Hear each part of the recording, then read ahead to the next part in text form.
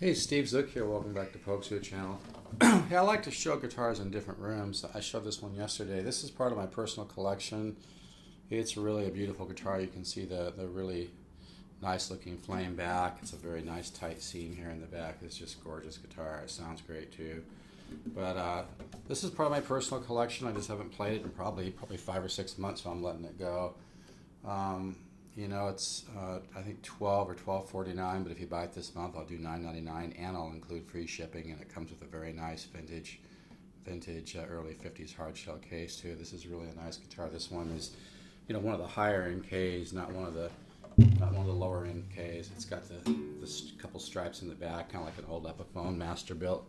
But I like to play, you know, different rooms so you can hear it. And I thought I'd combine a little free instruction with the guitar. This is a great way to build right hand technique. It's so simple, but it's so powerful. I haven't played much today, but here's what you do. As opposed to just doing a scale like this,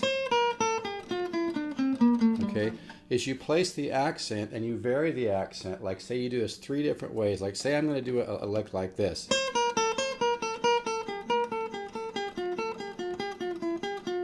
Now I like to personally mute, because when you mute it builds technique, because it makes it harder for your right hand, and it's kind of a way to kind of like swinging 2 bat type thing. So I like to mute. So here's the way you do this technique, and this is really powerful. If you do this slow and clean every day for 45-50 minutes, you will get some really strong results. You put the accent on the first note. Let's say I'm doing like triplets, 1 and 2 and, right? Let me do the lick first.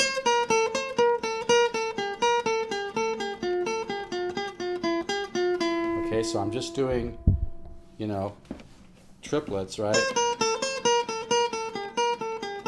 1 and 2 and I'm doubling up. Okay, now what you do is you put the accent on the first note of each triplet. Hear that?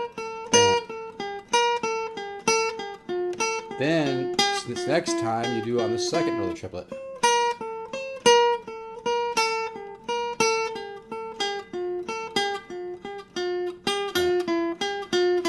Then the third note of the triplet.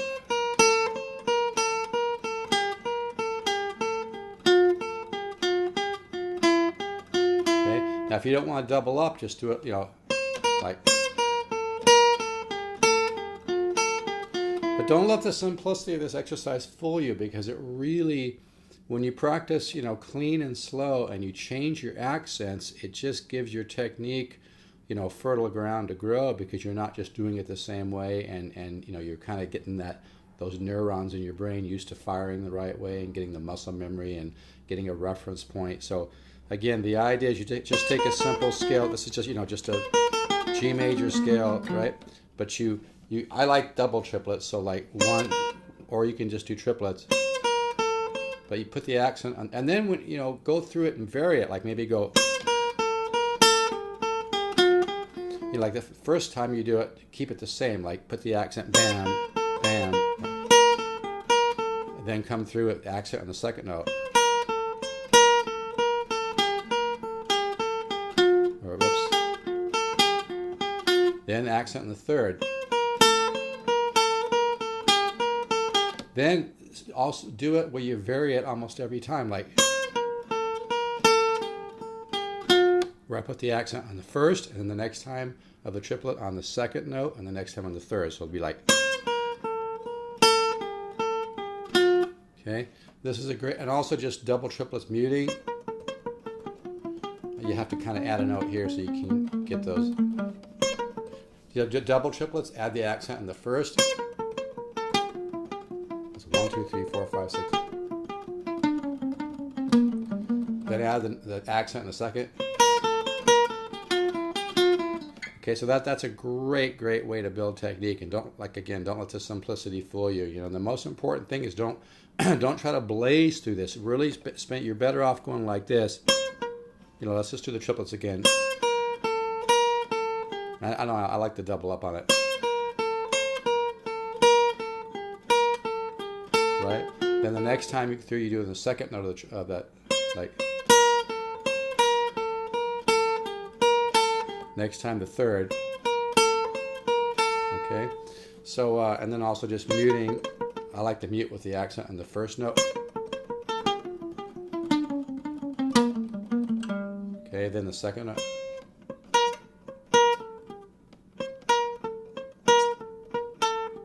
But that's the idea, and really you're better off to practice like this, slow.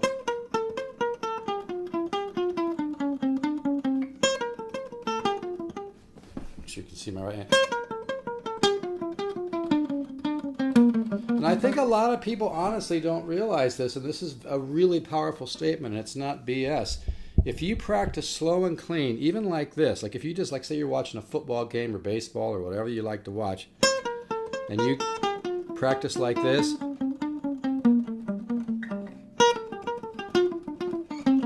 at that slow speed, right, no matter what scale it is, if you practice slow, even that slow. Now here I'm doing the accent in a second. Okay, if you practice slow like that for 45, 50, an hour a day, that slow, all of a sudden you'll be playing someday and you'll just start ripping off some notes because you've kind of inputted that, almost like you downloaded that information into your brain and your hands and that part of your nervous system. That really what practicing about is training your nervous system and training your brain to be able to play. And it's really important that you do it slow.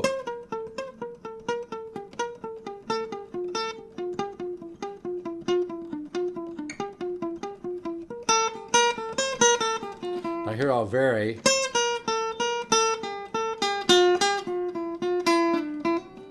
So powerful exercise, okay? Double triplets, accent in the first, that's 6 per beat, or accent in the second. Hear that? Don't let the simplicity of this exercise fool you. But anyway, this is a gorgeous guitar.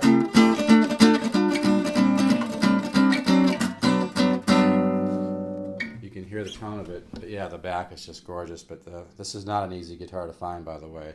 And like I said, this center seam is nice and tight. This is a gorgeous guitar. It's got an incredible amount of arch to the back. I'm not sure if you can see that arch, but it's got a lot of arch to the back here. If you can hopefully get an angle here where you can see that. Really a lot of arch. It's really a sweet guitar. It's got flame on the sides too.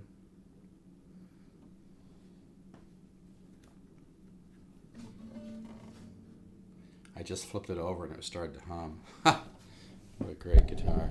Probably could use a new set of strings. These strings have been on here a while. I haven't played much today.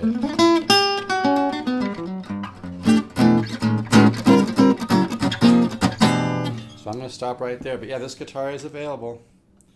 And it's a sweetie. Like I said, this is a rare one. It's one of the higher end case. It's got a solid top. Absolutely stunning, you know, flamed wood on the back. It's quite a gorgeous guitar, and it sounds great too. It's pretty wide. I think it's very, very close to 17 inches wide. It could be slightly less, but it looks awfully close to 17 inches wide. I'm looking at my other guitars around here, and it's very, very close to 17 inches wide. So if you have any interest, you can call me 714-548-0385 or email me at Steve Zook, the number 7 at yahoo.com. All right, let's get another shot of this on the stand here.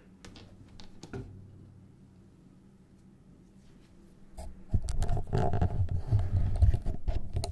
this is, like I said, for my personal collection. I don't sell stuff too much from it, but if I haven't played a guitar in a while, I figure what the heck, you know.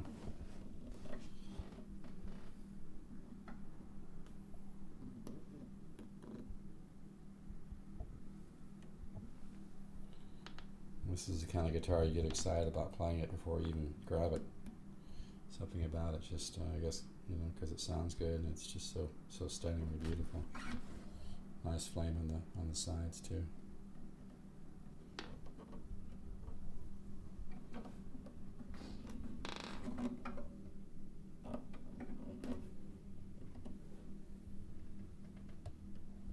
got some really nice thick flame in that area there.